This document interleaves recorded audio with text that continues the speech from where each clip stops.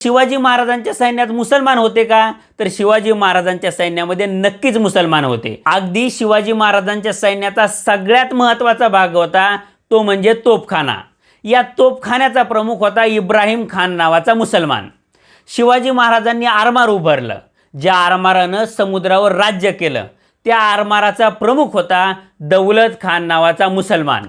शिवाजी महाराजांचा वकील होता काजी हैदर, तो होता मुसलमान। शिवाजी महाराज पन्हाळ्याच्या वेढ्यात अडकल्यानंतर हा वेढा फोडून शिवाजी महाराजांना बाहेर काढण्यासाठी ज्या व्यक्तीनं जीवाची बाजी लावली तो व्यक्ती म्हणजे सिद्दी हिलाल, तो होता मुसलमान।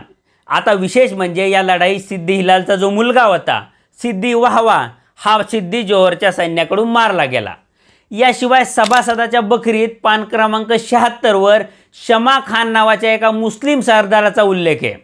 किंवा विका राजवाड्यांच्या मराठ्यांच्या इतिहासाची साधनं या पुस्तकाच्या 17व्या खंडात 17व्या पानावर नूर खान बेग हा शिवरायांचा सरनोबत होता असा उल्लेख आहे। अशा अनेक उल्लेखांमधून शिवरायांच्या सैन्यामध्ये मुसलमान होते हे सिद्ध झालंय आणि ते चांगल्या पदावर होते हे सुद्धा सिद्ध होतं।